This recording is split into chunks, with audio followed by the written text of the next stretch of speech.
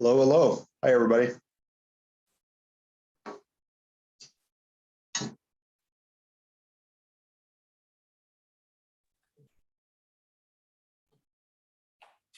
One minute. Hi, everybody. Hi, You hear me okay? Awesome. hear us? Yep, loud and clear.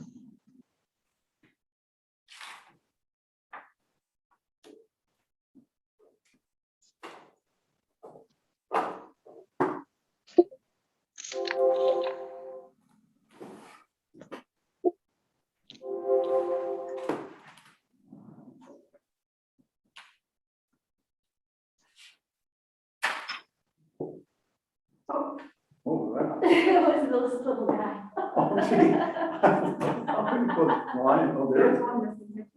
I didn't even hit it, it was just the wind that was ripping this. All right, let's open the Wabasha Port Authority and Development Agency meeting for Tuesday, October 19th. First thing on the agenda is the approval of the minutes from the last meeting. Hopefully everyone's had an opportunity to read them. If so, motion to approve in a second would be great. Make motion to approve. Second. We have a first and second. All in favor? Opposed, same sign. All right, treasurer's report, treasurer's financial. Tyler's not here tonight.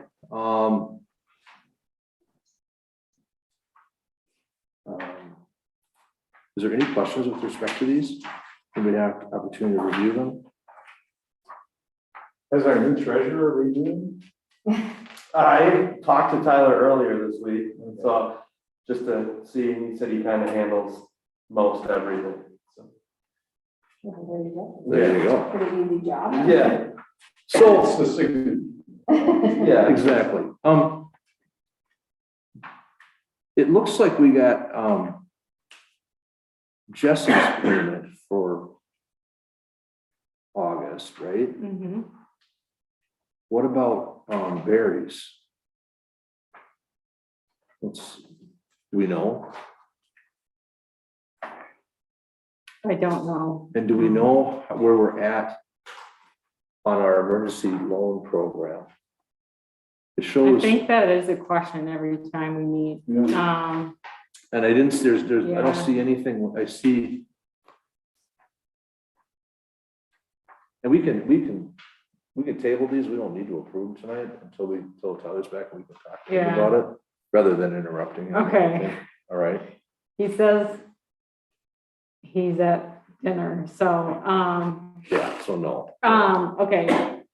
Why don't we can table this and then I will send Tyler an email to say for the October meeting, or we're in the for the November meeting, you're looking for specific detail on where we're at with all the loan repayments. Yeah, Okay.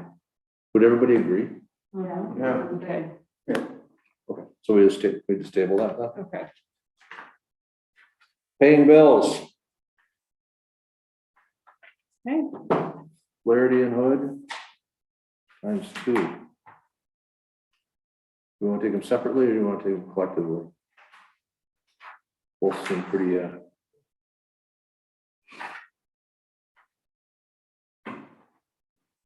So this is related to the section 217D agreement. And we will have some more expenses coming up as we are gonna get legal review on what the Army Corps has proposed to us in the 217D. You all haven't seen it yet, but he's gonna review that agreement. But I did kind of talk with the Army Corps to sort of control costs as much as we can. We're not gonna ask Flaherty and Hood to come to we meet every 2 weeks. And we just decided, let's put a pause on those meeting every 2 weeks because attorneys were there and, that we have to pay for them to attend. And then just say, let's get the comments and let's maybe not have them attend so many meetings. And then just kind of just make the work more about legal review. So Okay. Motion to pay our bills. Boom. Go second. Second. The first and a second. All in favor? Was that Dave and Craig? Yes. Sorry. All in favor? Opposed, same sign. Moving on to general business. Scotty, you there? I am here. All right. Welcome back. Thanks for having me. If I could share my screen, it says the host is disabled participant screen sharing. Got a few slides to share here. Okay. Let's see, how do I do that? Okay, here we go. All right. How Okay. about now? Yes, there we go. Can you see my screen now? Yep. Awesome.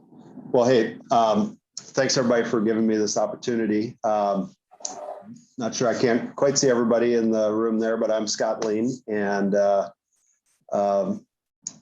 some of you know I fell in love with Wabasha in 1995 when my wife and I, Sally and I, moved there. We lived, it's called the Blue Gray House under the bridge, right? The Fanny Atkins house, right next to the Anderson house.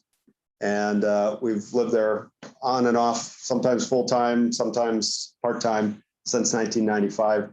Now we're living full-time in Wabasha again. COVID and family brought us back. So we're thrilled to be back full-time, and I wanted to share with you a little bit about some of the things going on with GrandPad. Some of you heard some things about us and so on. I just wanted to share what GrandPad's all about and what we're doing, and really about how we're very committed to creating economic opportunities in Wabasha. So I'll run through 5 or 10 slides. Please fire away with questions anytime. So people often ask me, why, what was the inspiration to start GrandPad? And it was my mom and dad, pictured here, in May of 2013. And sadly, both my mom and dad are gone now, but we all remember Skype back in the day. Gosh, that was only 8 years ago. And trying to get Skype to work and all the problems. And my dad was a farmer. My mom ran her own business, a children's bookstore in Decorah, Iowa. Both brilliant, very capable people, but extremely frustrated with technology.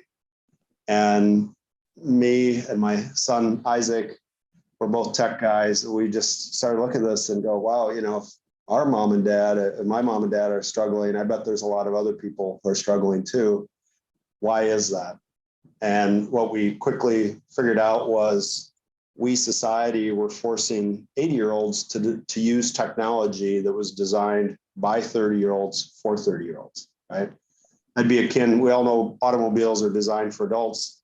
That'd be like asking a 10-year-old to drive a car. That'd be dangerous and frustrating for all parties involved. And so that was the inspiration. We set out 8 years ago to design something just for this awesome age group of people we lovingly call super seniors, those over the age of 75. And off we went. We're now over 170 employees here in the US and in Ireland. We've reached more than 1.3 million total users. That's the seniors, their families, and their caregivers in 120 countries.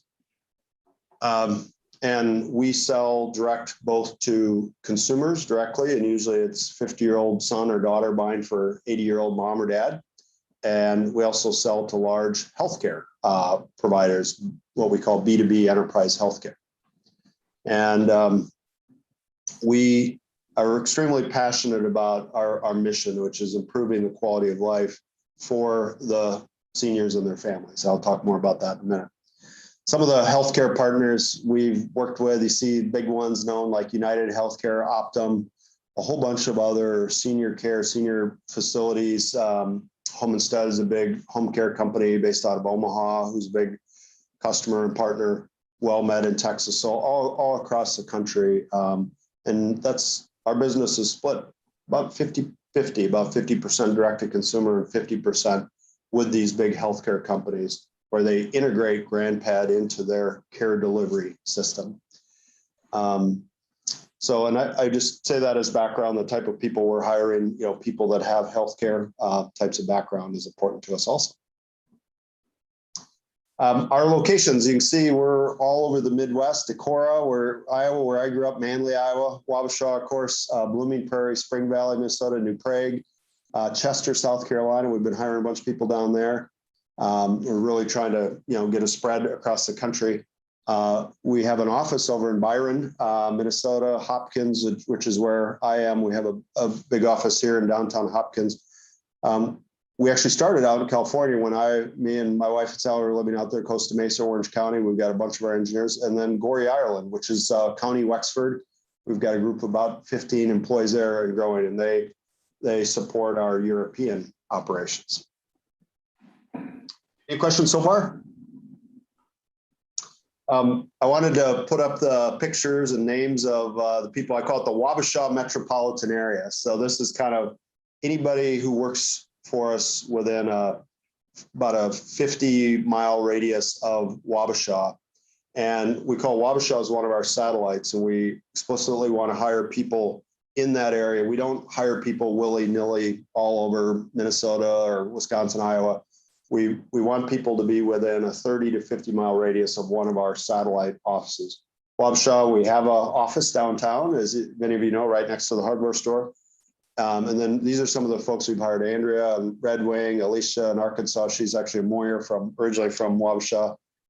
Kia in Lake City, Dinah in Wabasha, Brad in Red Wing, Sadie in Lake City, Ann Moyer in Wabasha, Madeline Meyer from the Meyer family, Wabasha, Kristen Rebel, Rita Rebel, Aaron, Elizabeth Marks, Jackie O'Flaherty just joined us recently, Terry Peterson in Wabasha just joined us, Ty Rebel, Haley Meyer in Wabasha, Jill Steele over in Elma, Caitlin in Lake City, Eileen Wagner in Wabasha, Kelly, Lake City, Jennifer Elma, Diane Elma, Jane Dick. We're thrilled to have Jane join us just recently. So those are the people. We've got 2 or 3 others that we've just recently hired that haven't even started yet. And then a really important, probably our most important employees in the company, really our secret sauce, is a group of people, we call them our grand advisors. We've got a group of 10-ish folks that are super seniors in their 70s, 80s, and 90s who really give us all the input on what to build. And we're just the hands that are building the product that they want. None of us have, I've never been 90. I don't know what it's like to be a 90-year-old, so we don't guess, we just ask them. And we were thrilled. We got 2 grand advisors in Wabasha. They're a little bit famous. They just got married, John and Carol. And they've been really helpful. They've been helping us for the last about year. And they're part of design sessions and Zoom calls, working directly with our designers and engineers. Also beaming live out of Wabasha is we have our own radio station, streaming radio station, and anyone can go to it. You don't have to have a GrandPad.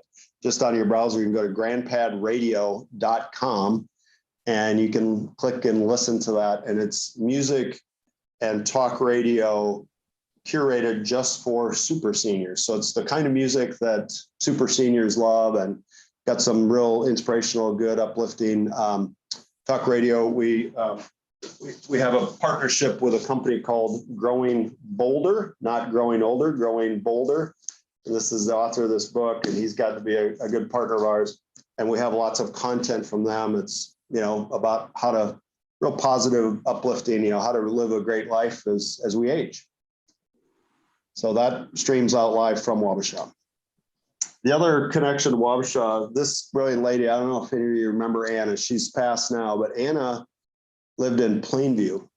And I got to know Anna about 6 years ago. I got introduced to her through my 85-year-old aunt, who knew Anna's 87-year-old daughter. And Anna in this photo was 114. She was the 7th oldest person in the world at the time.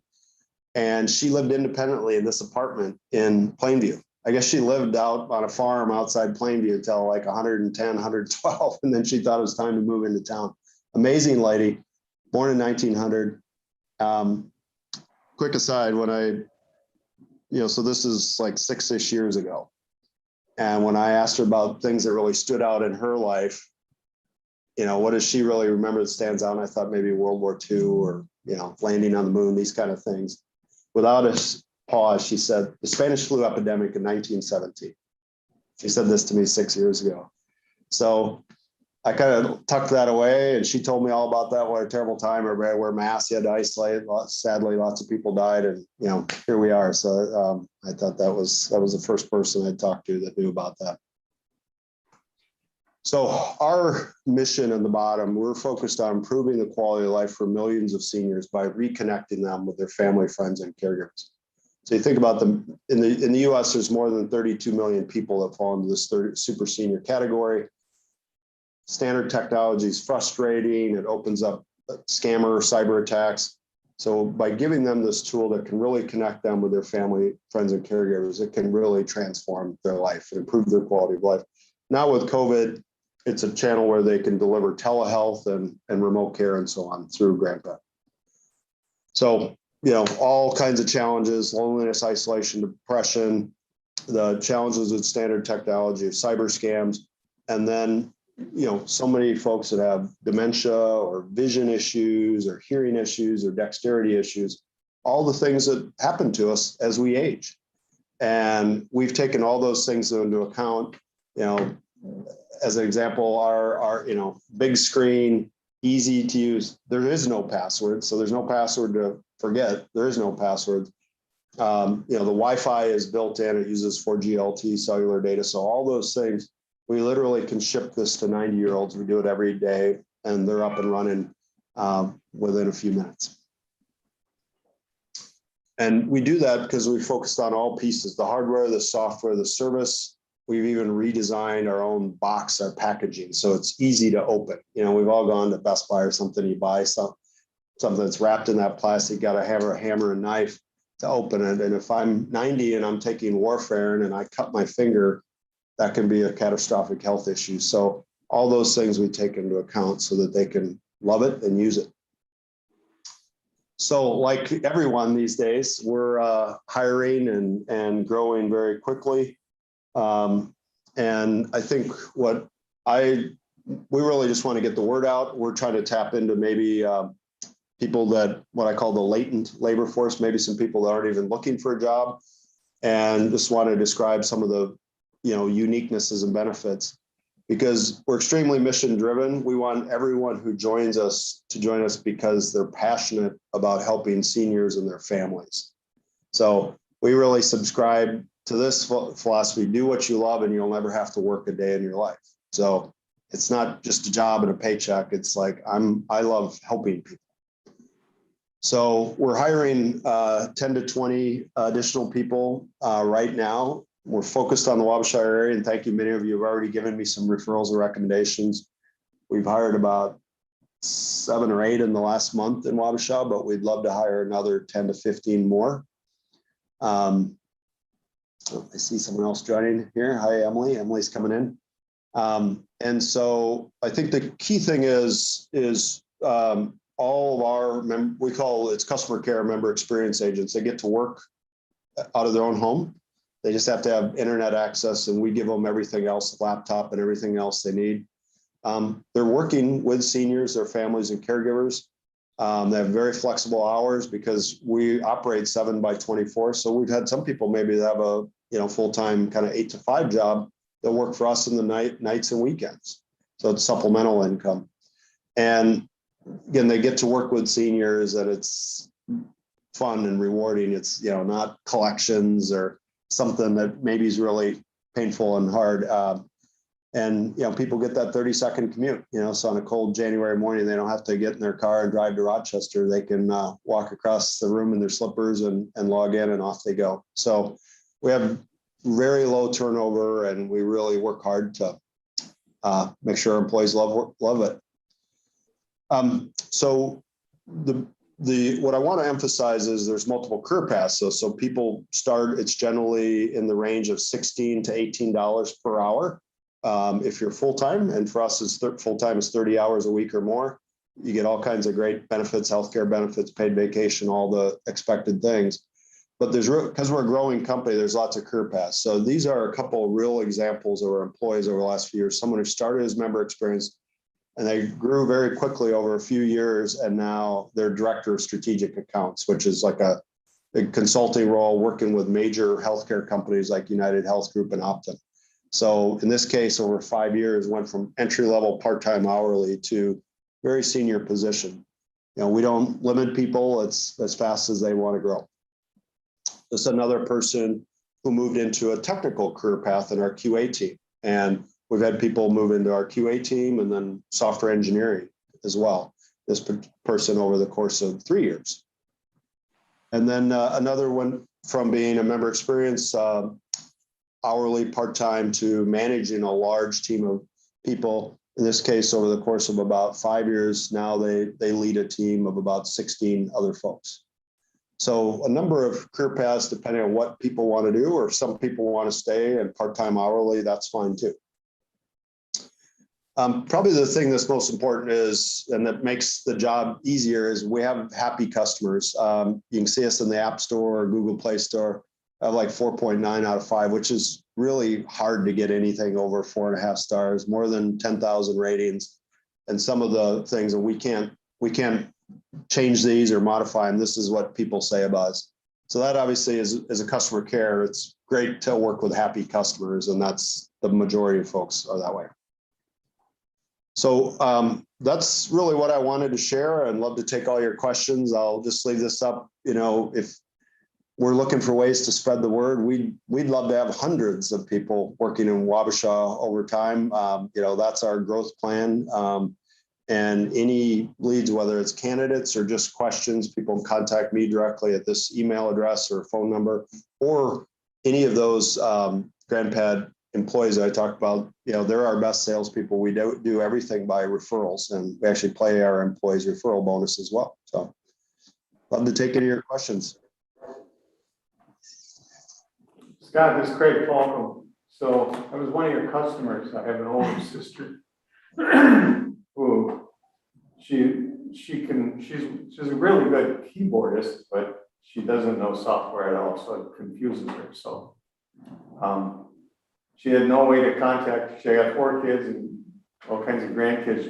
She doesn't contact them unless they call or she calls them, but they don't usually come to see her because they live far away. So I got her a GrandPad, and now everybody's sending her photos, videos, all kinds of stuff. So she's connected with all her kids, grandkids, and she enjoys it. You got music on the GrandPad, and so she graduated from high school in '58, so she goes back and gets her 50s music and her 60s music.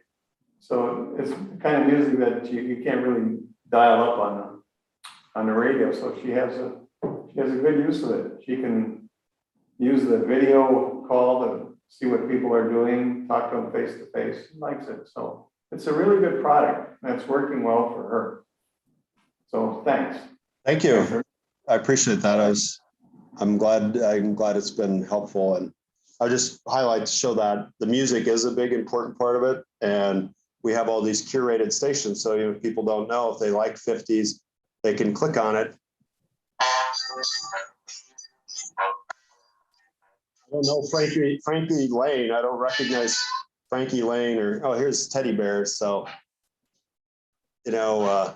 And one of the things, we have front-facing speakers, so it's really loud, and so yeah, it's the music is really a key part. Other questions? I have one, Scott. This is Mary Felicia. Hi, Mary. How are you doing? It's good to see the presentation again. I'm still keeping my GrandPad at APA ID Pass. You helped her get through COVID and isolation, thank you. But can I always have my pictures, or do they go away after we're done using GrandPad? Yeah, that's a great question, Mary. So the family uses our free companion app, the kids, grandkids, and you have access. The pictures are stored in the cloud.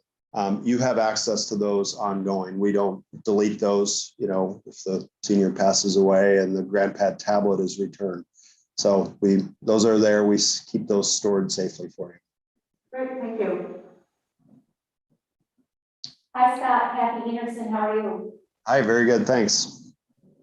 When we touched base after the presentation, I just checked in with you to see if you needed anything at this time. Has anything changed? You're looking for referrals. You want to continue to hire in Wabasha. I asked if you did newspaper advertising, things like that, and you said, generally it's basically referrals. You want good people that, like you said, love seniors. But has anything changed? Do you need anything from the Port Authority that would be helpful to direct your heads? No, it hasn't, and even from that first meeting, which where this started, just kind of putting the word out with community leaders, we've gotten a tremendous amount of referrals, lots of great people.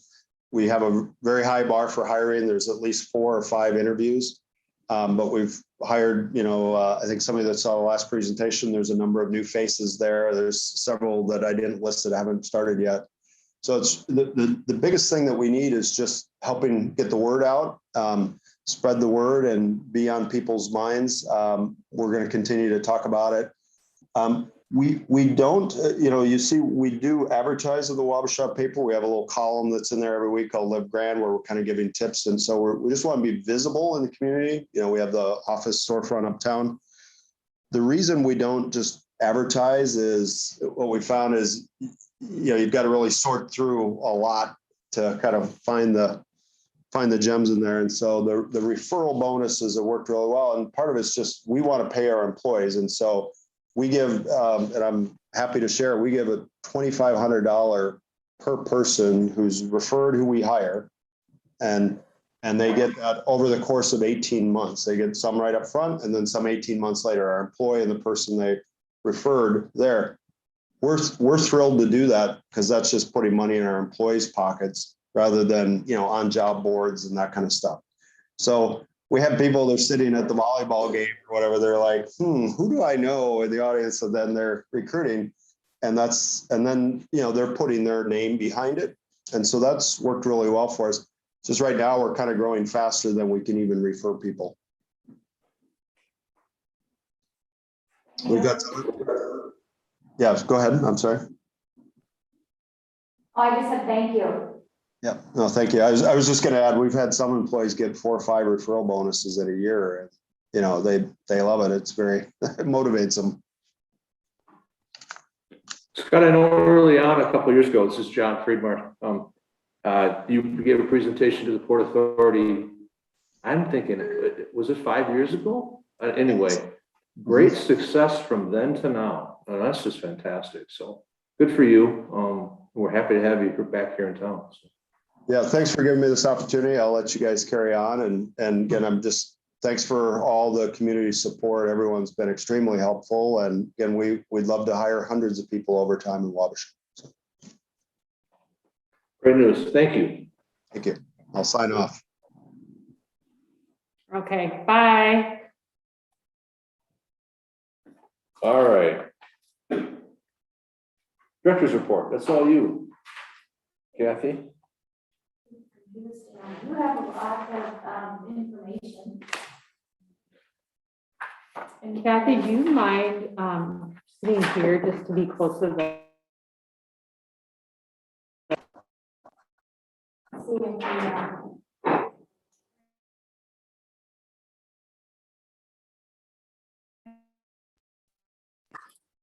So is this the first time you probably had a director's report, right? Yeah. Right, last month, I had done some preparation for the community. You didn't need any more confusion or there was a lot to process, let's just put it that way. But let's see what we have in the packet here. I'm going to pull up the director's report. Okay, thank you. Kind of starts out basically, there's a work plan that Chris, one of our managers at CEDA, and Emily had gone through. And so there's some different areas. And right now, one of the areas was the revolving loan fund, which, as you could see in the report that you got from Tyler, has got about $157,000, and putting that into action and use. And so you voted through the application, the guidelines, and annually you can set an interest rate. So in March, again, you could set an interest rate. Right now it's at 0%. Both the Facebook and the PR statement that went out in the local paper worked. There have met with 6 people already that inquired about the revolving loan fund. There is a little bit of a misconception that, you know, they're going to fund their whole project, and explaining what gap financing is always part of the meeting. And at this point, you do not have applications. 2 of the people are all brand new construction. 4 of the people are existing businesses, 4 of which also asked about the grant program that you'll have later on using your Small Cities Block Grant funds for your HVAC systems.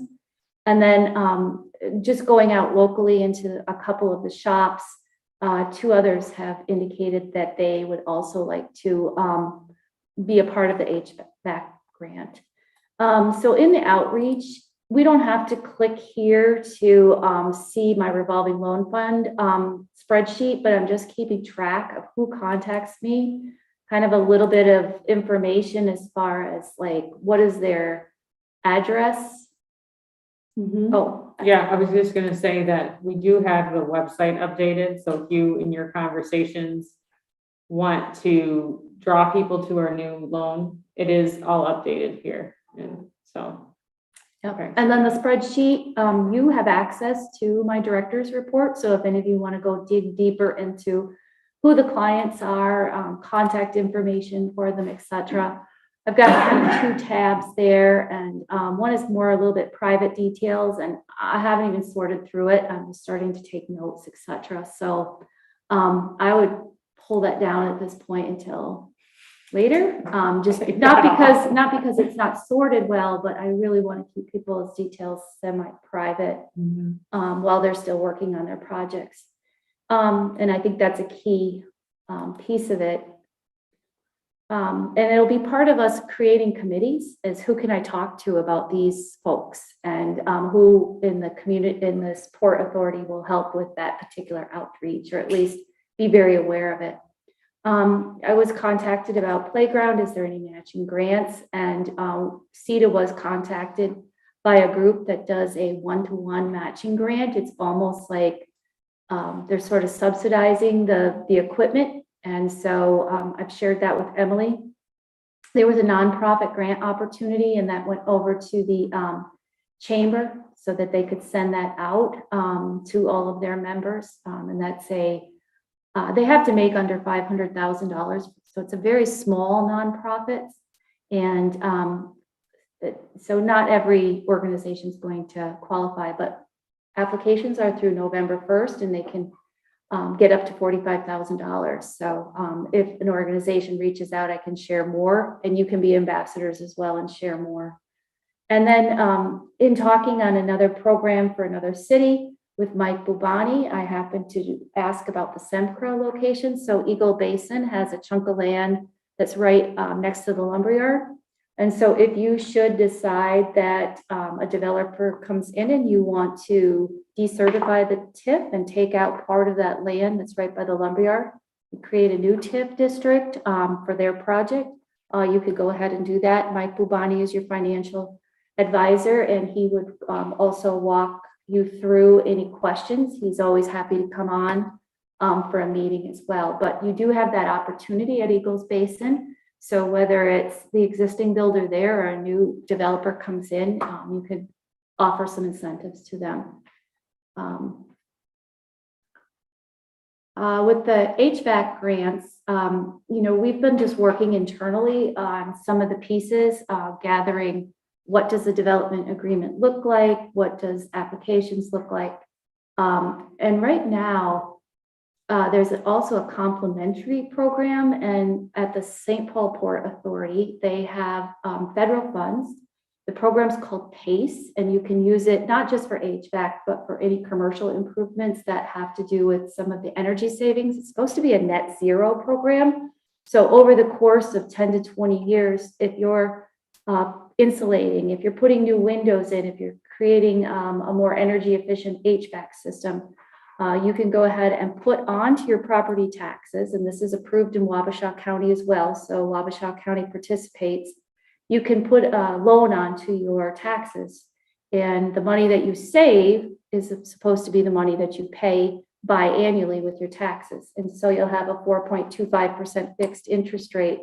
Currently, they're going at 10 years, and there are no origination fees and no prepayment penalties. And there isn't any interest charged during the build out. So an example on their website would be in Rochester when Crave was created at the Indigo.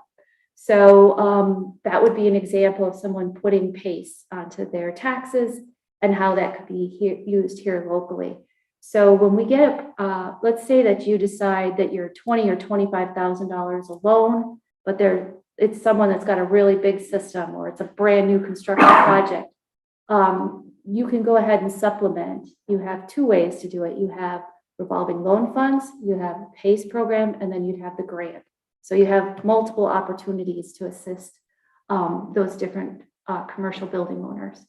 So a lot of detail. I think when Emily and I were talking about it, I wanted to explain that Minnesota program. And so if you want to look into it further, you can go down into the director's report and you can find out about PACE. You don't have to go looking for it. So as we get down a little bit further, I won't go through too many of the details. I think the facts about it is Davis-Bacon wages. So the Davis-Bacon wages are required because it's federal. And that will be the same thing with your new grant from the Small Cities Block Which Grant. Davis-Bacon wages?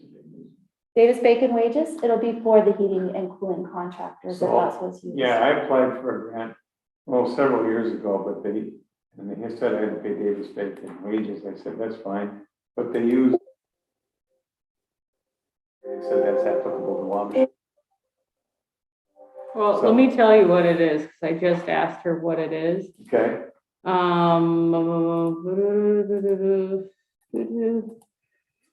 Sorry, okay, let me, I can't find it. And the HVAC companies themselves will be familiar with Davis-Bacon, and they'll know what to pay their contract or their work.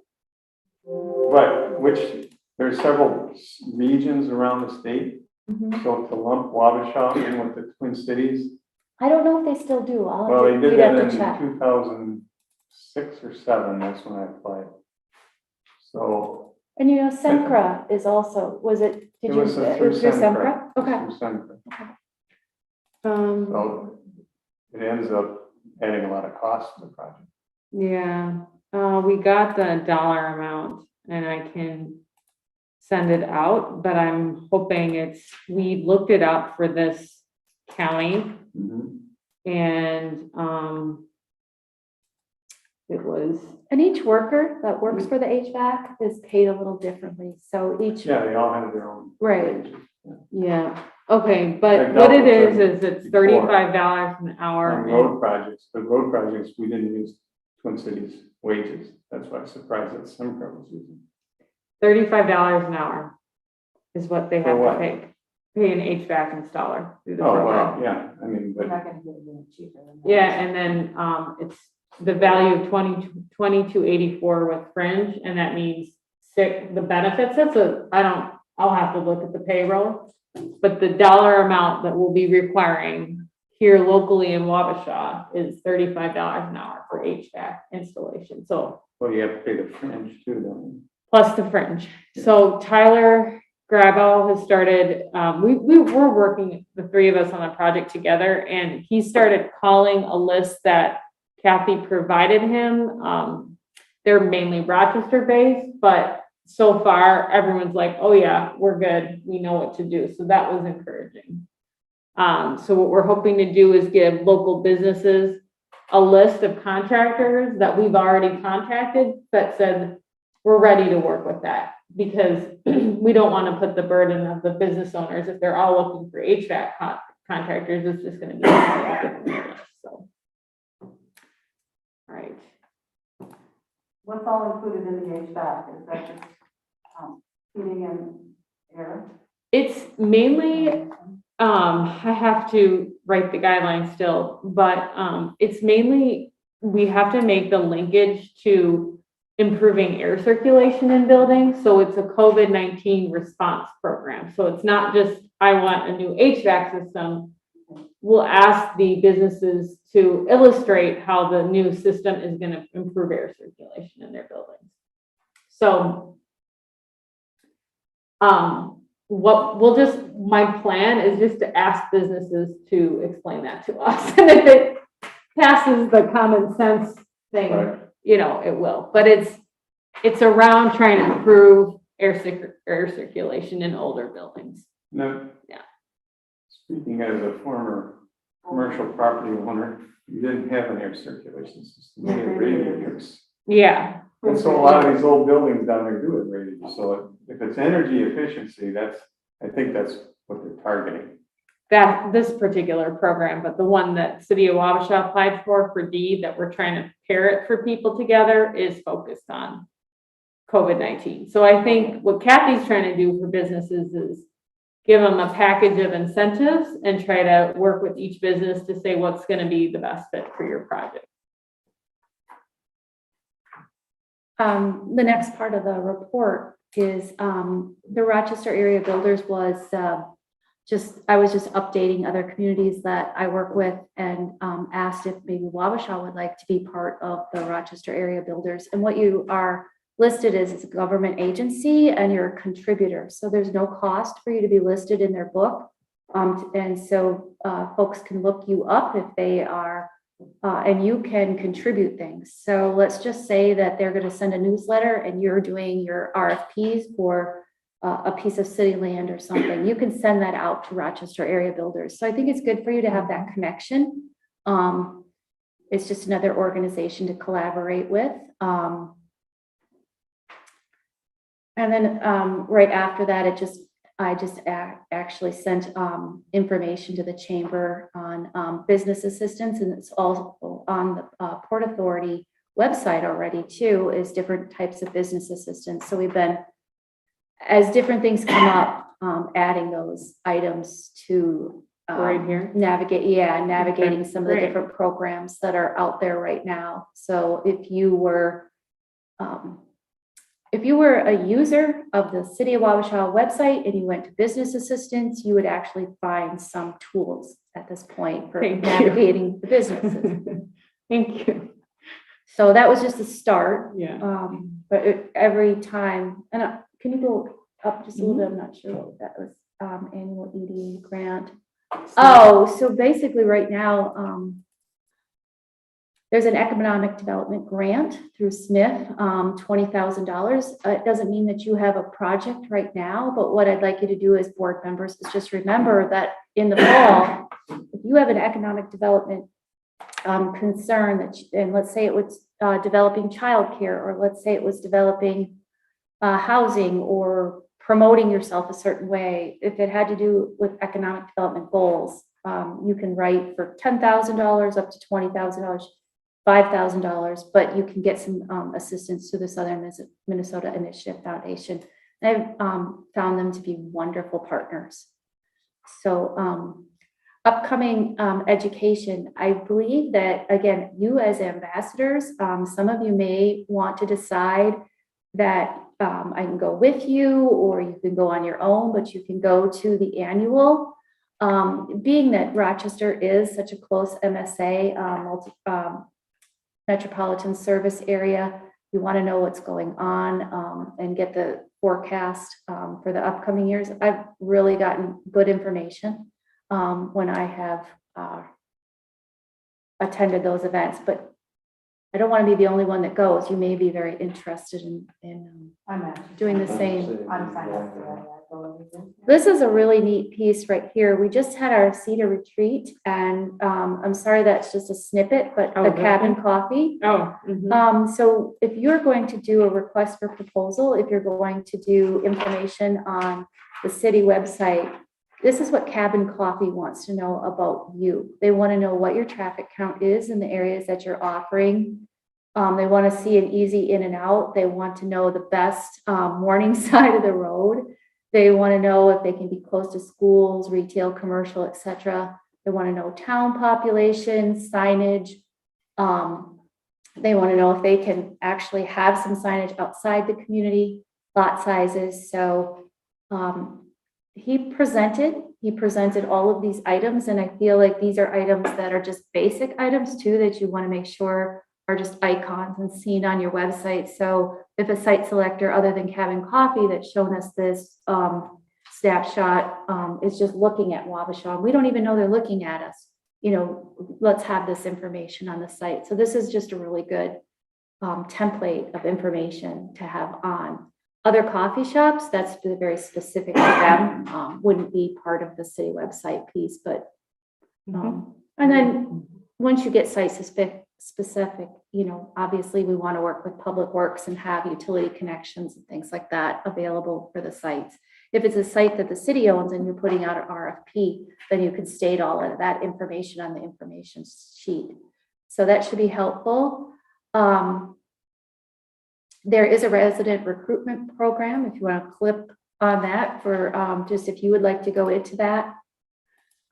Greater Minnesota has a piece on this, and it's sort of the strategy of how they're going about resident recruitment at a state level. But again, I think, we have an older population here in Wabasha. So the strategy of the brain game, your alumni, your young people that grew up around here, young people that you want to attract here that can work for anywhere. Scott Lean has a good example of how, you can work from anywhere, but at the same time, why not live where you can recreate and have a fair cost of living too, especially at the wages and growth rate that he showcased. So again, that's just something that you may want to read a little bit further, so we can click out of that. But thank you, thank you very much, Caroline, for bringing that up, just so people know what it is what the state's doing at this point. Yeah, and I think just to quickly summarize what we know, and I think this group is knowing, is that it's not just we've got an industrial site in Wabasha. Do we have a good environment for raising kids? Are my relatives here? Is it safe? Taking advantage of a slower pace of life. So that I think these are interesting. This looks like a great article for us to kind of keep in mind as we are saying, well, what should we be focusing on, is maybe what are people. Why are they Looking attracted for- to doing yeah. business in Minnesota? So, okay. There's also a salary guide. I believe that this will be really important to the site, the city website, so that if you have a business in town and you want to kind of compare, or if you're coming into Rochester, or if you're coming into the Rochester area versus the Wabasha area, maybe the salary is just more attractive to be in Wabasha than it is to be in Rochester or the Twin Cities. And so focusing on the wages that can be paid here versus the Twin Cities or Rochester is something also that's attractive about your community. And then if you're thinking about starting a business and you're starting a coffee shop and you're doing your business planning, you can do that. There's some SBA classes that I sent out to the chamber so that they could promote those. And I don't know if Lori's had time to do it, because I've asked her to be on her contact list, but she hasn't formally added me to constant contact yet. So I think we go down a little bit further. Just I think we can keep going down as far as other pieces. I think Emily and Caroline are going to work on setting up some childcare meetings, and then she'd like Port to assist with that and continue on with the meetings and the stakeholders to see if we can't work with some of the local providers or schools to come up with things like that. So the next part of it is the very end, and we can go over later on strategic planning and strategic planning links if you want to just leave that there. So a couple places that we skipped that we probably went over when she was going down the pages is we are working on the development map, and besides the website. So the development map right now, when I went on the tour with Wendy, we were up to about 13 places that we had put on the map. The map then changed. John and Emily came in and we looked over the 13 places, and they suggested 9 more. So we're up to 22 different sites of opportunities that we can showcase. The key to that is it's a little bit slower. It's not just identifying, but it's also making the calls to each one of the private developers to make sure that I can put their contact information on for site selectors and to send out to people that are interested in expanding your businesses and whatnot. So, yeah, I think that that piece of it will be very, very important to the community moving forward. I know I've used it twice already, just taking the snippets from the beacon and the parcels and showcasing them to people that wanted to expand. So I think it's going to be a really helpful tool for you. And that's all I have, and I am staff. So if any of you want to go over certain items individually, or you want input on some of the items, that's later on when we go into the committee commitments. And also, I think that just getting your input is valuable on the maps, on the website, kind of trying to use fresh eyes. So that's all I have. Much appreciated. Thank you. You're welcome. So let's move on. Strategic plan and work plan. We're working off a work plan right now. Chris and Caroline have done some nice topics that they want specifically to work on. Strategic planning is a bit more in depth. It would be something that you would plan for 3 years. I took certain headings and I'm asking you to rate them. And I see that it was actually printed. So It's in everyone's packet, yeah. what you can see there is, again, I would like any suggestions.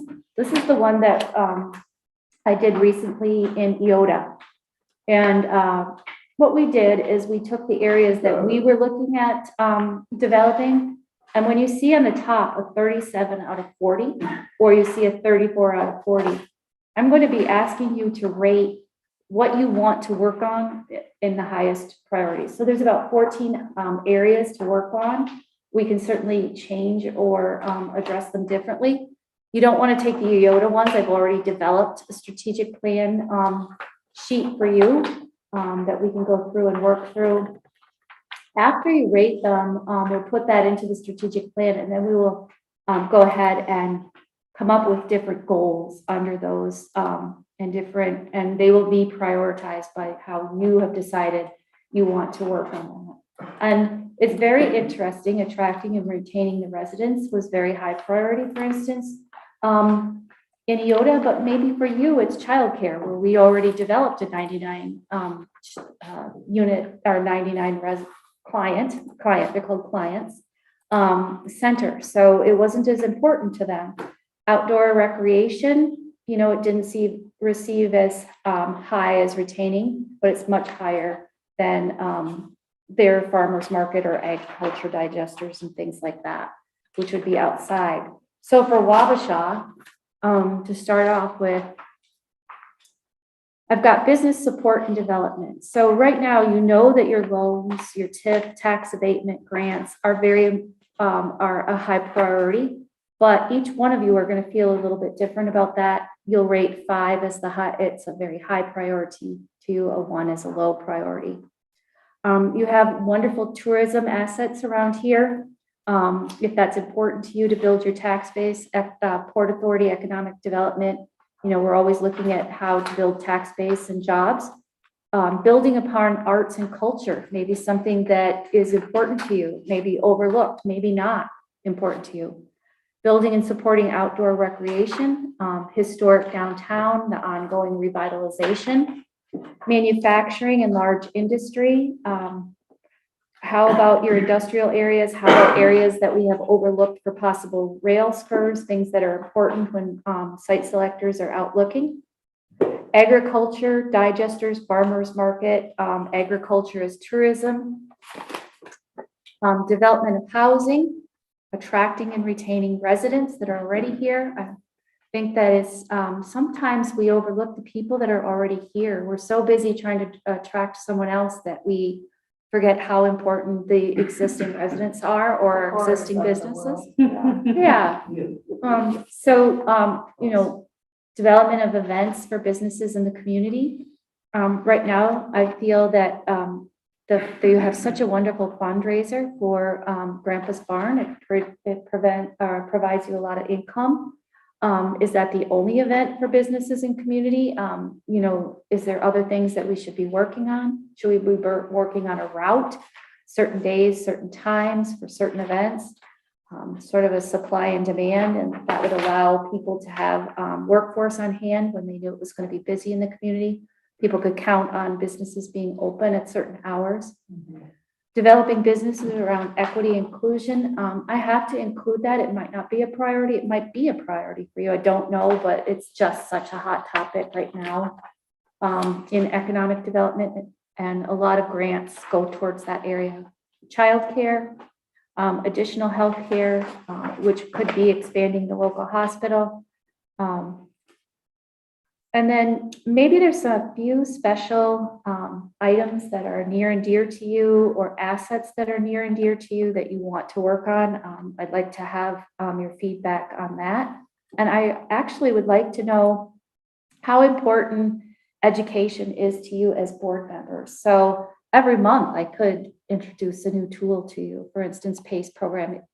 Maybe some of you are very familiar with PACE. Some of you, maybe it was the first time you've ever heard those, that acronym. So basically, if that's important to you, let me know that. So that's a way for you to do some rating, and then from rating, priorities and goals into it together. So I'll help guide that along. So the action step, John, would be that everyone take it. And then I would want to know, would you want your city council or your planning and zoning to also be involved in helping shape your strategic plan at all? Doesn't have to be, but if you think about how you might make a recommendation to city council, it's nice to know that they've kind of been on board and collaborating with you. So you don't have to keep this just to the 7 members. You can also send it to staff. You could send it to, staff in the entire organization here. You could send it to city council, etc. So if you give me a little bit of direction on that, other areas you might want to add or subtract from this, or who you'd want to send it to, I think that would be our next step, and then taking it. Let's talk about who do we like to send this to? Who do we want to include, or do we not want to? Do we want to try to focus just on ourselves for the time being, or Planning commission, I think. planning? These are the strategic goals for the Port Authority period, or for the city of Waukesha? Port. The port. So, yeah, the Main Street just went through a strategic planning process, and there's a couple of those on here. We read it to the top, just 2 of those goals. So then we're focusing on that, but we dabbled in a few, like the chamber has too, so I just didn't know what our focus is. Yeah, so this would be our strategic plan. Planning for the Yeah. next 3 to 5 years. So Yeah. prioritize that. That would be interesting to see if it falls in the same goals as other organizations in town. You know, the suggestion of the planning commission makes kind of good sense to me. How about you guys? What do you think? Yeah, and I think council too, Do you? just because I envision that some things we might be asking for city resources Yeah. and support, and so that's gonna be helpful. Right. And then, I do think that those of us who work in City Hall maybe just have a lot of day-to-day contact with the public, and so I do value their opinion, but I also think that whatever this group is gonna come up with is probably gonna be the priority too, so. So maybe just planning commission and council, and yeah. Are we good with that? I'm good with that.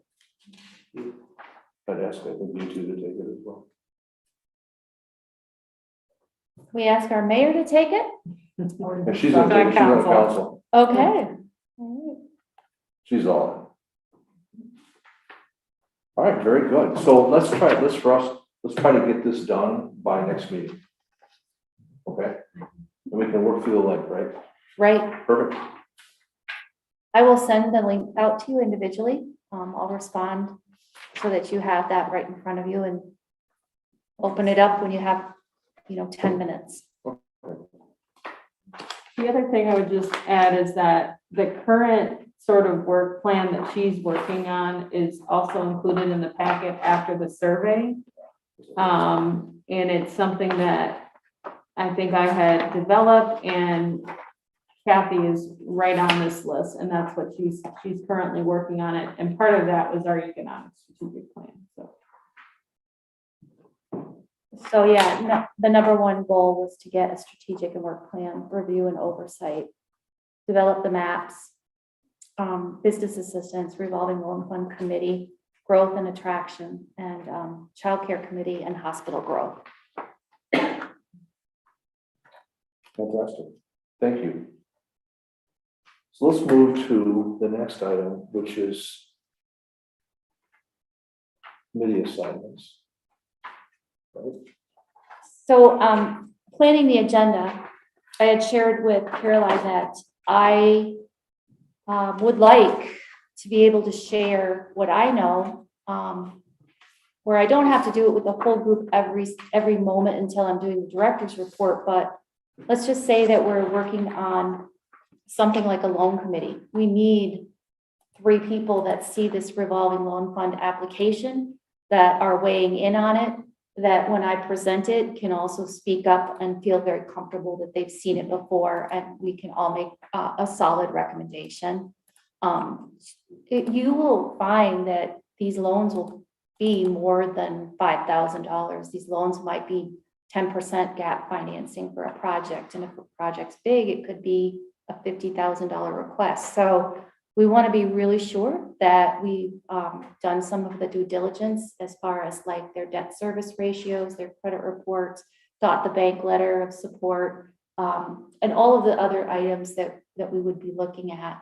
What is their collateral on a loan like that? So I'd like 3 people to volunteer for that. And I think we brought that up, didn't we? Exactly what some of the committees would be, so people Where could they are. see.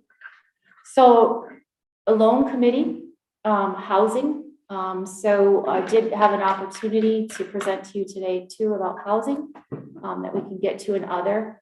Strategic planning, someone that can kind of oversee some of the items that I put into the priority goals for you. Site development map, and the business development as far as the loans. Who am I talking to? Can you give me some additional advice about, they mentioned this site, but maybe you have other ideas for different sites. Maybe you have different ideas for resources in the community. I don't want to be just the only stop. You are all great volunteers. You know your community well. We need to work together for those people. I would like to serve on the housing committee. Wonderful. Some notes here. I wouldn't mind doing strategic planning as my background. I think I'd have a conflict of interest with the loan community and business development. Well, don't you just love it that Michael Con Walters is not here and we just threw him under the bus? We said you got He's already. He's already been on, yeah. on it before? Yeah. Okay. I did not know you had a loan committee. We have 3, but 2 have retired. 2 have retired. Yeah. Okay.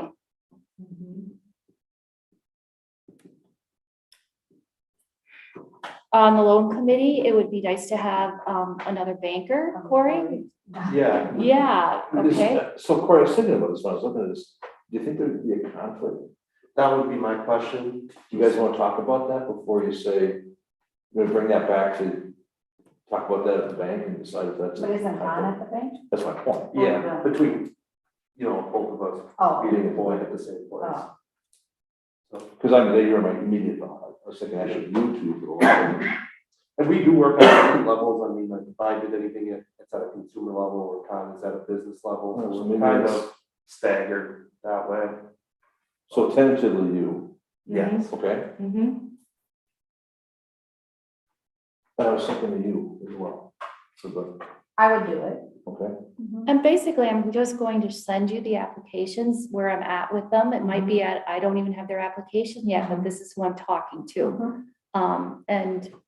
And then you would just be on the kind of my go-to people. And if you have nothing to say, that's fine. If you have some advice you want to give, or, you Are you know, doing a staff underwriting? I didn't think of that. Are you underwriting it? we Like, don't, We do I think there's some basic checks we probably. yeah, you have in the application. Yeah. Yep. okay. Yep. You have in your application what needs to go into each one of them. Mhm. And the number housing, I just graduated from 18 months of the Minnesota Housing Partnership Institute. And I asked what they thought about Wabasha. And if you wanted to be a part of that and have a local committee to work on developing more housing here, we could certainly do a letter from the Port Authority that you'd like to be part of that institute. It would require no cost, but it will require a group of volunteers. We'd have to come up with a team. For instance, it might be builders, contractors, developers, realtors, bankers, SEMCRA.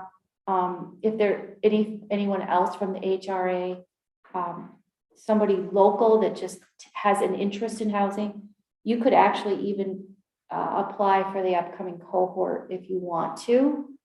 That's something that I'm going to bring to you at the next meeting because I'd like you to take a vote on it, but I haven't prepared information Okay. for you. That'd be great. But if we do that, we might want to have co-chairs of housing, like Robin and someone else be co-chairs because they would be a community face as the housing committee. So, Craig here for that. I was thinking of Dave for site development, Matt, because he knows. Oh, the town. volunteer when it was king. What? I was ready. Okay. It seems like it just. site map, Dave, were you okay with that? Yeah. All right. That's up his That's his alley. language. All right, I love it. Do you One have, of our council members is not on the Port Authority, but does Brian Woodley. He has talked to me about housing and he tends to be involved, so maybe we could just, even though he's not a Port Authority member, also have him be in the FYI group or on the committee, consultancy then, of or on some the- type, Okay, okay, and that's Brian from, Brian Woodley, yep. Woodley? And, I'll talk to him because, okay. And, Robin and Brian could actually sign the letter then from yeah, the Port Authority if you decide that you want to apply. Be and part if of the you institute. even have information that ready for the first Tuesday in November, I could bring it to council too. If we're interested,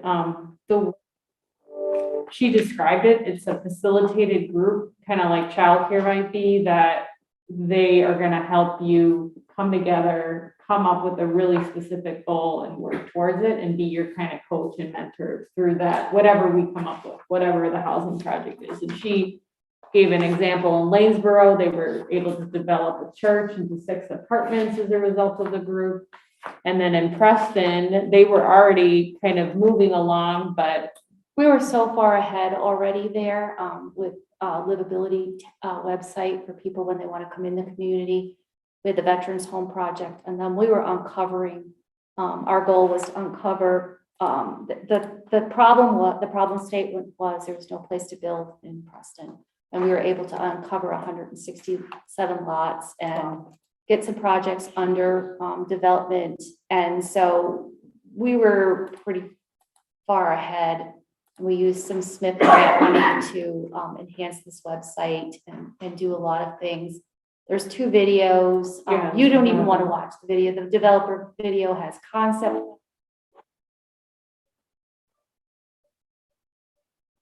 but But yeah, when you go this into is what I the- was thinking. Awesome, yeah. we just got a grant in Lanesboro to do, we won't do it exactly like Preston because we have our own assets, but it will be, what is there to work? And there it's more about recreating, not necessarily playing. But we did great things. We did concept plans over bare land that people could see. It's the second video down is, I think, kind of neat. But it's helpful, I think, And this to is realize great. and see Yeah. things. Mhm.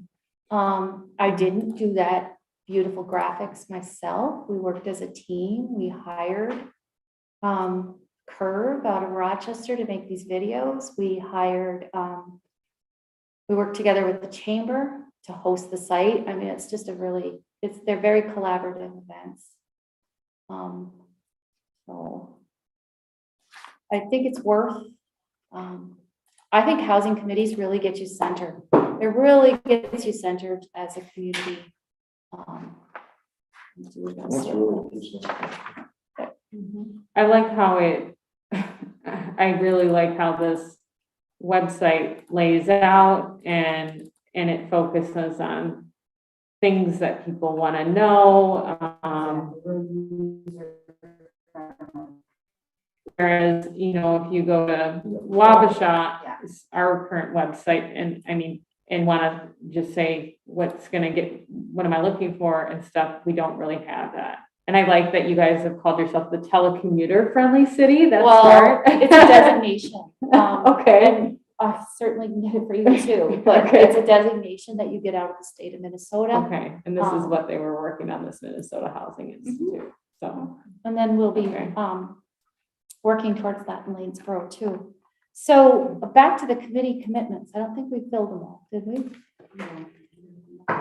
Who's not on? Craig. I think go wherever you want me to go. What does the business development committee look like? What do you need from that? We're all on that one. Okay. Strategic planning Okay. makes sense. So that's Mary, Right. Yeah. Greg, And I think when I talked to Con, just when I started, he said his top two priorities are housing and childcare, so I think we could also ask him if he's interested in joining housing and just giving both of your banker roles. I imagine you guys have a role in the housing world as well. and did we have childcare down there? And We all don't that? have childcare down. Okay. I was going to, it felt like we have a group in the community that started, and I wanted to keep that group small versus having just generalists, so I'll pull them in as we have an ask, but I think we're just gonna start with the smaller group. Well, this is a great start. Thank you. It's just really nice to work together and have you all giving me input and directions. So It's really great to have you here, Catherine. Yeah. Got stuff going on. and I'm going to turn the next part 6 over to Caroline. Oh. It's Yeah, a bonding it's all you. tour. It sounds For really us. great. Are us. So number 1 is the Army Colonel is coming to visit, October 26th. And if we don't have a time yet, and he really wants to meet with Mayor Duran and John Friedmeier. And then I already reached out to you. I don't have an exact time. We think it's sometime in the morning. What I will say is, okay, and Em has just chatted to us that Con was part of the childcare group and he'll continue in that role. So we do have someone for childcare. So I will let everyone know that. I would say if we have enough of this group that wants to attend and we have quorum, I wouldn't have to notice that meeting. But if we keep it under quorum, then we won't notice it. So if everyone's okay, I want everyone to come that's interested and wants to hear from the Army Colonel about the barge terminal project, but don't feel obligated. I like to Yeah, go. and Craig, I'm attracted. yeah, okay. So Where is the meeting? it's, where is the meeting? What do you think? I would The say- city hall or? I thought it was gonna be here. Yeah, okay, City Hall, Yeah. yep.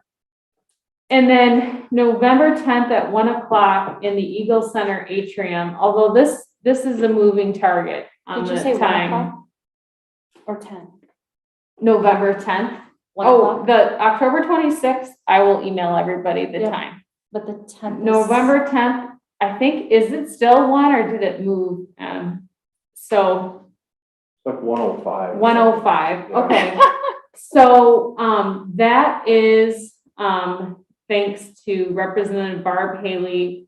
We are on the statewide bonding tour for our Highway 60 realignment project that also included designs for redevelopment of that entire area, commercial, residential. And so we're just hoping to have a show of support from the community. And so if, again, we'll try to remember to send out details about that. Well, what did we decide? Do we wanna? Yeah. Oh, okay. They're in the middle of Can you, Yes. yes, can you talk, Em? I think we can hear you. Sure, can you hear me okay? Oh, hold on. Can't hear you. Hold on. Can you try talking again? Yeah, how about now? Oh, no. So while Em's trying to, It's on the left. get a microphone going, I just want to.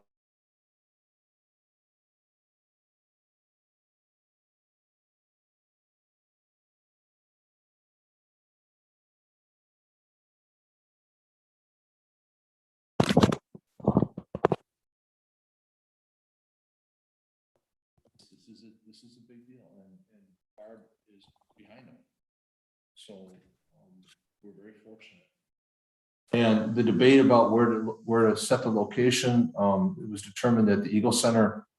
And, you know, they're gracious to agree that that's a good idea, and they're going to set us up in the midst of construction, which kind of shows our legislators that we're actually acting on the money that we've been given relatively quickly. So this, I think it really speaks a lot. Someone mentioned we should all wear hard hats. I was gonna say, it might be required. Yeah, so Depending on what they have going on. I think that's a great idea. So, the ask is for the Highway 60 realignment, which you're gonna meet at the Eagle Center, right? That's what I just heard. Yes. Okay, and then, have you thought about when they take their bus, doing any Oh, yeah. splashy Yep, thing, there'll like a be a- big heart Yep. there in red or Oh, something? not anything splashy. No. That's an interesting idea. But it kind of catches their eye, if you do something very unique, like a Target or something in the area that That's you want them to interesting. spend the money. Put a little balloon bridge. Anything. Emily, do you want to try speaking again? Sure, can you hear me now? Oh, no, it's not. Sorry. Can't hear you. I could be me. So. Yeah. Are you unmuted? Yeah. Yeah. Oh, I can hear it faintly, but. Okay, well, I think it's. yeah, it's not, you know, it doesn't, yeah, it's something's red, but okay. Well, What was the date and what was the time of the Army meeting? To be determined.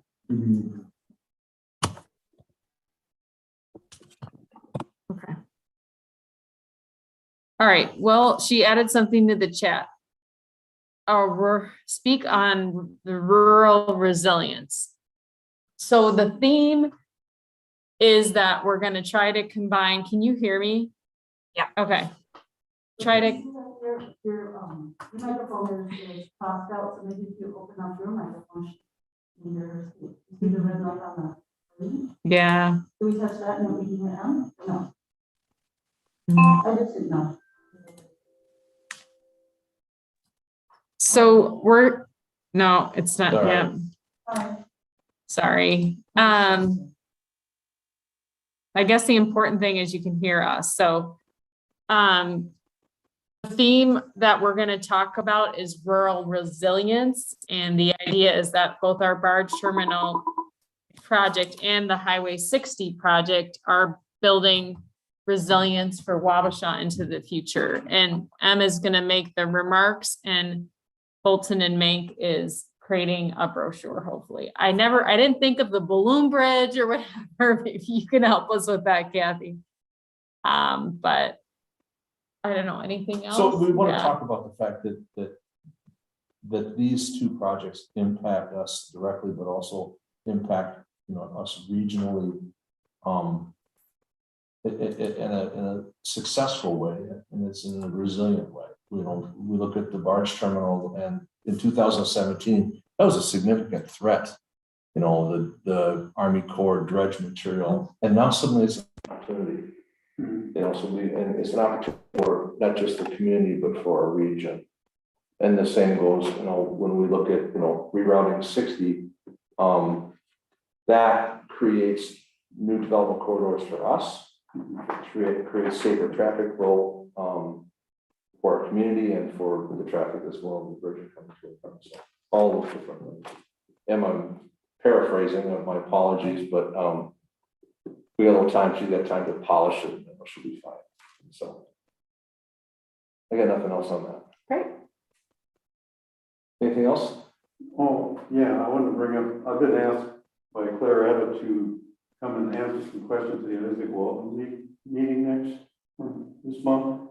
I don't know what the protocol is, could I do that, offer, Sure. represent for? I don't know all the answers, will you be there probably, Craig, or don't you? Yeah, I might. Well, you probably know more than me, so you can back me up. But you're gonna have pre-questions, so I'll get you those. Oh, yeah, No, well, that's, yeah, Yeah, I know a lot, and you know more, so Used to be the you can be my backup, or you can be the lead man and I'll be your backup. They probably wanted, they need an update.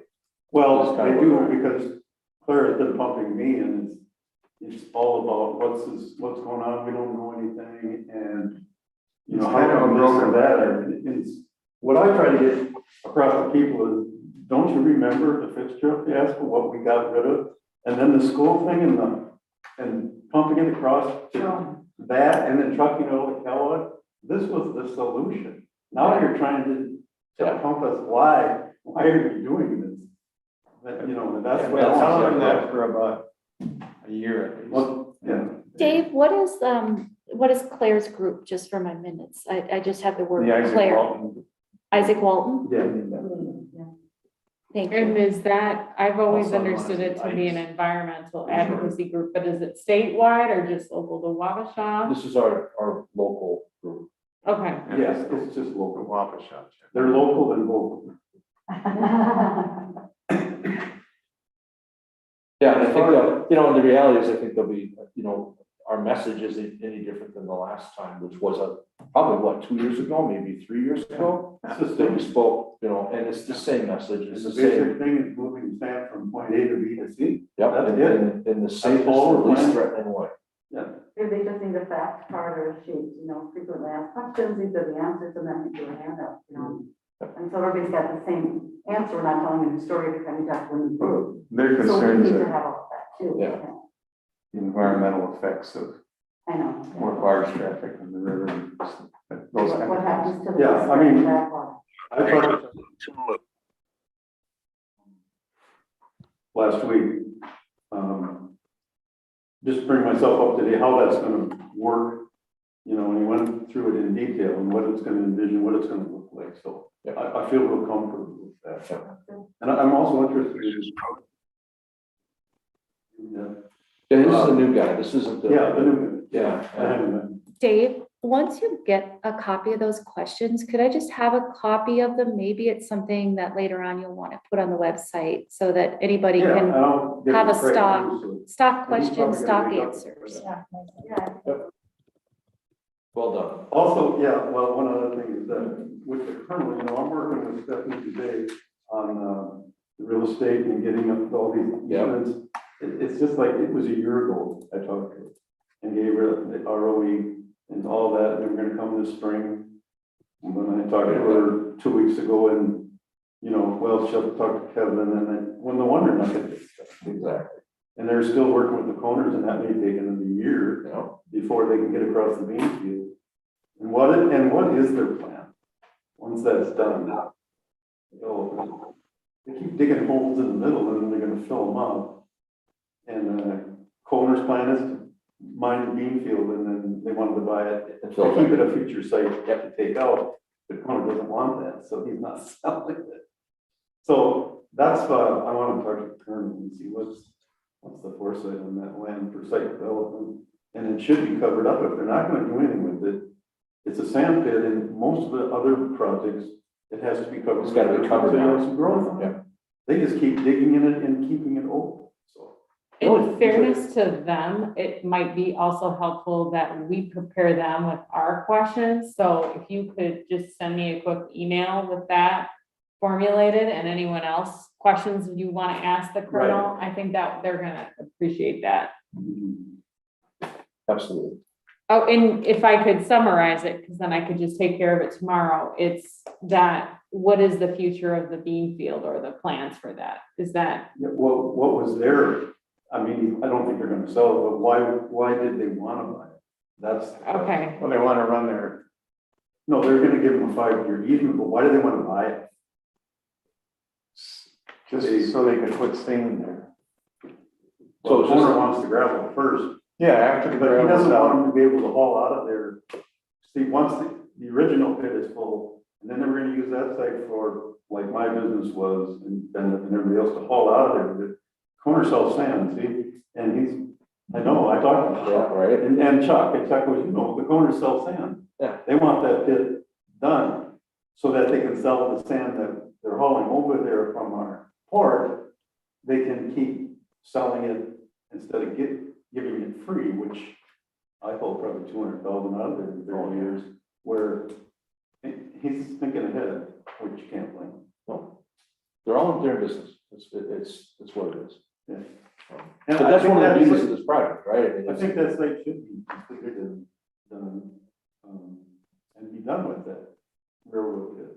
Well, I know that the easement that they talked about going across the Beanfield, which is down there at the end of Fifth Grant, is, with respect to, they're still looking at doing some hydraulic shifting of some of that, some of the spoils. They So- were gonna, yeah, it's next year, that's Yeah. why they need these permits in place. Exactly. So I'm wondering if they just figure, well, if we buy the land, then we can just dump it there. Well, they just want to continue this haul, is what they want, that'll be the extracting point, instead of, now when they pump way into the pit, into that where they hold the 250,000 out, like over the last Yep. couple of years, all that water that was in, then they pump that back. If this one, they could have the drain, I think that would. Runs it back. Yeah, they would eliminate all that. Back in the Brewery Creek? Yeah. That's where they left before, when along the highway, they drained it back. But we'd just like to know what the future plans are for that place, and that's the person to ask. Okay. Okay. Old business. Where are we at? Old Old business. Look at that. Port Authority meeting start time. We don't have a full. No, Even no. again. So do we want to talk about changing the start time of the Port Authority?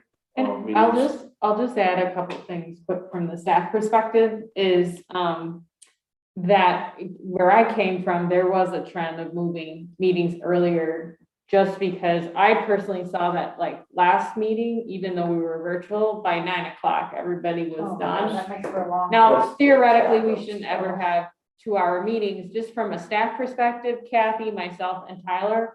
We prefer 5:30 or 6, because we've been working all day, and then I don't know, it's just like, I'm in bed by 9 o'clock, so.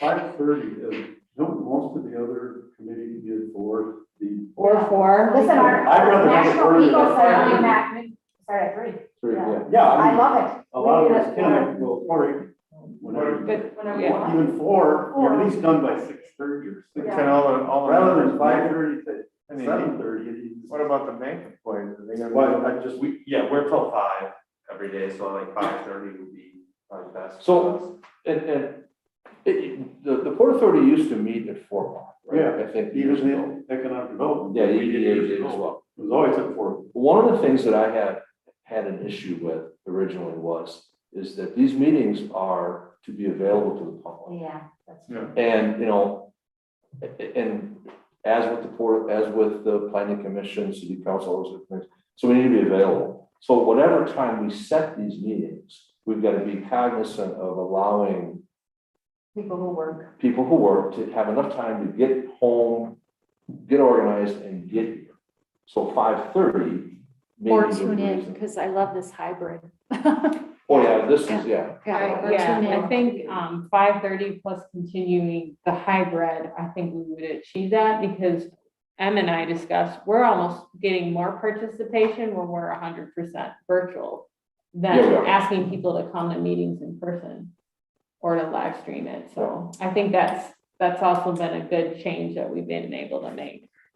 Unintended consequence, in a positive way. At least see- work on the town, or do you come from, Do I? yeah? Yeah, yeah, You yeah. make 5:30 meetings? I can make whatever time. It's just, I'm more concerned about, those who want to come before us, right? That's, or maybe just want to come here and watch it work, especially when we talk about things like some of the more controversial topics that are before us have been in the last few years. I think 6 o'clock is probably early enough. And And I say that because if, if you're working in Rochester or something, the 4:30, you'll get here at 5:30, so. Also thinking of the bank employees, if they have anything that, if it drags on a little bit, at least they got a cushion there. So there are two members right there that are working. They're working.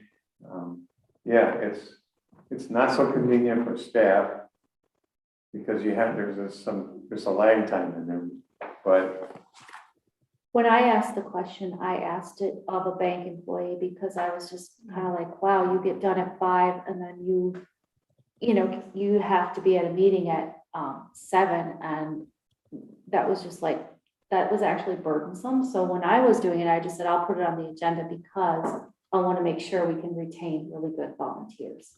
And so that's the only thing. I think it's really good to think about the public. Can they be there at 5:30, et cetera, but retaining volunteers is really ideal. Who the can attend? volunteers. You You all. all. Yeah. You I all. mean, like, I don't know, but if you get off at 5 and have a meeting at 6, does that really give you time to go home and do anything? Or is it easier just to go from work to meeting? Yeah, no, I'm 5 minutes from work, so, I mean, even just moving it up an hour is just, I think, convenient for people to, keep meeting times from going past 9, like you said, where people are kind of tuned out after. I would suggest maybe we try the 5:30, I mean, recognizing that, once we get to general business where they're gonna be, it's gonna be closer to 6 o'clock anyway, so, you know what I mean? And like I said, you're driving from Rochester, you can tune in on our YouTube channel and listen to it through your car. We have one person watching our YouTube video right now. So just keep in mind that for public access, I think being able to live stream it is huge. So, I like going from 5 at 5:30 too, because if you're at work, you just come straight to the meeting and then go home. They're shutting it down and then going, oh, I gotta get out of the house again. Right. You know what I mean? Just keep going. Do I have a motion? I'll make a motion that we change our start time to 5:30. But first, we have a second? I'll second it. All right, any further discussion? All in favor of 5:30 start time? Aye. Opposed, same sign? Somebody let Tom know. okay.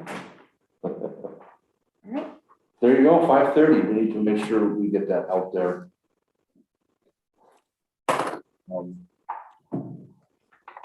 That's it, motion to adjourn?